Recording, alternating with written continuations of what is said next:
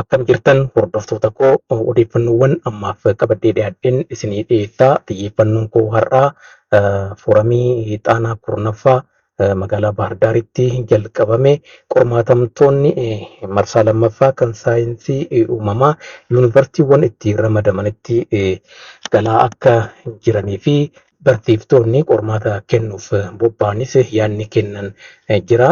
Amma xumuraatti akka waliin turtaniif kabajaan isin gaafadha.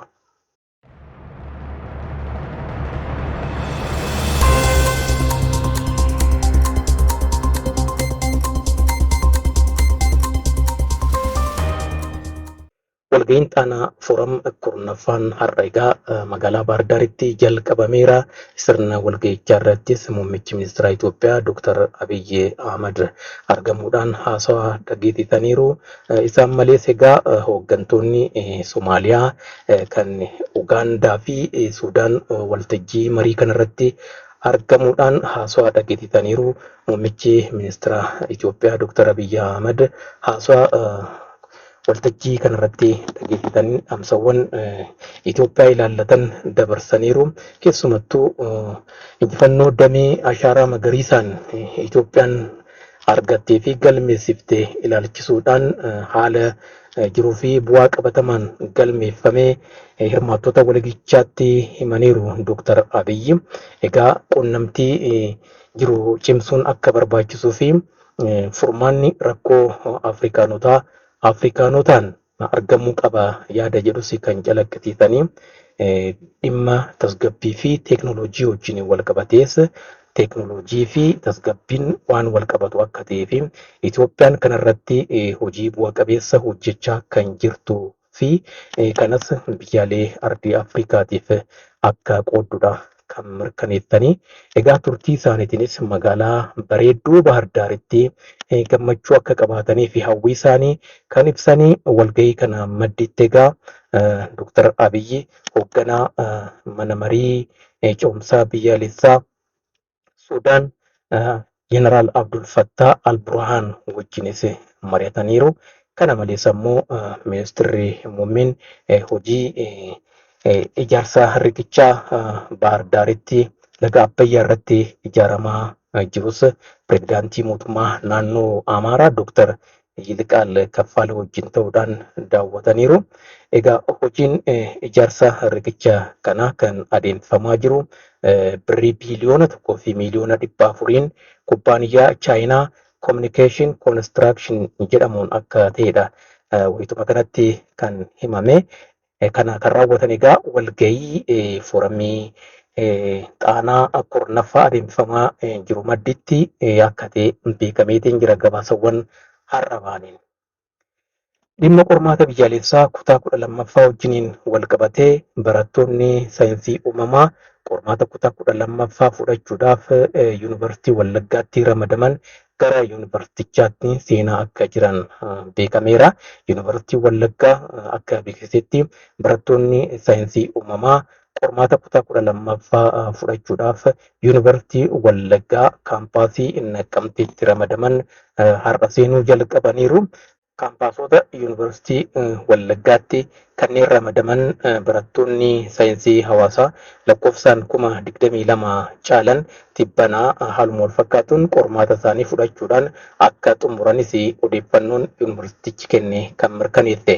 Dhimma qormaata barattootaa kana wajjin wal qabatee egaa qormaata kutaa 12ffaa biyyaalessaa naannoo keenyaan ala baanee qoruun keenya tokkummaa naannolee gidduu jiru cimsuu cinatti olola sobaa namoota nagaa irratti odeeffamu adda baafachuu nu dandeessiseera jedhaniiru. Barsiiftonni yuunivarsiitii Arsiitti qormaata kutaa 12ffaa biyyaalessaa qoruudhaaf ramadaman yaada kennaniin barsiiftonni kunneen qonna qamadii godina Arsii keessatti hojjetamaa jiru daawwataniiru. Pirezidaantiin yuunivarsiitii Arsii Dr. Dhugumaa Addunyaa hayyoonni kunneen hojii gama midhaan nyaataatiin of danda'uudhaaf Itoophiyaan hojjechaa jirtu ogummaa isaaniitiin deeggaruu akka danda'aniif yaadamee daawwannaa qophaa'ee ta'uu isaatii kan himanii.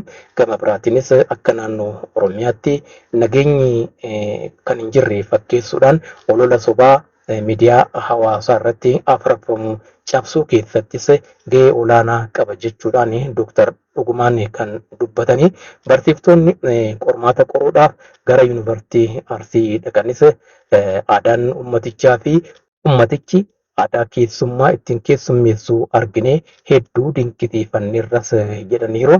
Ololli sobaa naannoo keenya keessa teenyee dhageenyu walitti kan hin dhufnedha jechuun yaada isaanii kennaniiru.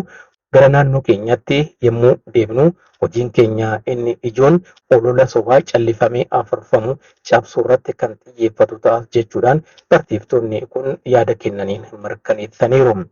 Egaa odeeffannoo kaleessa isin kenneen yuunivarsiitiin Dabaarq barattoota qormaatamuudhaaf achi dhaqan paarkii tulluuwwan kaabaa daawwachiiseera jedhee itti himeen ture. Barattoonnis yaada kennan barsiiftonnis haaluma wal fakkaatuun miira isaanii ibsanii turanii gammachuu isaaniiti kan ibsanii haalli qabatamaan jiru maal akka fakkaatu hubachuu isaanii fi inni kunis ammoo kan isaan gammachiise ta'uusaa kaasuudhaan yuunivarsiitii Dabaarq galateeffatanii turanii haaluma wal fakkaatuun egaa barsiiftoonni barattoota qoruudhaaf iddoowwan adda addaatti bobba'anis haala akkanaatiin naannoo isaanii fi iddoo biroo waan jiru hubachuu akka danda'aniif sirni daawwannaa akkaataa kanaan qophaa'umsaa baay'ee gaariidha, barbaachisaadha. Muuxannoon walirraa fudhatamaa jira jechuudha. Guyyaan alaabaa Itoophiyaa onkololeessa 7 bara 2015 sadarkaa biyyaalessaa fi naannoo Oromiyaatti kabajama. Heerri mootummaa Riippaabilika Federaalawaa Dimokiraataa Itoophiyaa keewwata 3 jalatti waa'ee alaabaa biyyaalessaa fi naannoleen alaabaa mataa isaanii akka qabaatan murteesseera. Heerri fooyyaan mootummaa naannoo Oromiyaas keewwata 3 jalatti akkasumas labsii alaabaa mootummaa naannoo Oromiyaa murteessuuf ba'ee lakkoofsa duwwaa 9 bara 2088 waa'ee alaabaa Oromiyaa fi qabiyyee alaabichaa murteesseera. Alaabaan birmadummaa fi bilisummaan biyyaa kan ittiin mirkanaa'u yoo ta'u mallattoo bakka bu'iinsa biyyaati. Lammiileen jaalala biyya isaaniif qaban kabajaa fi ulfina alaabaa isaaniitiif qaban karaa adda addaatiin agarsiisaa turaniiru. Kanaaf dhaloonni hiikoo alaabaan birmadummaa biyyaa keessatti qabu beekuudhaan kabajaa fi ulfina isaaf qabu kennuu fi akka danda'uuf guyyaan alaabaa bara kanaa mata duree alaabaan keenya ibsituu heddumminaa fi utubaa birmadummaa keenyaati jedhuun onkololeessa 7 bara 2015 guutuu biyyaatti kabajama. Sadarkaa naannoo Oromiyaattis godinaalee, aanaalee fi magaalota hunda keessatti akkasumas manneen barnootaa fi dhaabbilee mootummaa hunda keessatti sirnoota garaa garaatiin guyyaan kun kabajamee kan oolu akka ta'e himameera. Hordoftoota koo odeeffannoowwan har'aaf qabadhee dhiyaadhe kanuma waan hordoftaniif baay'een isin galateeffadha. Ulfaadhaa nagaatti.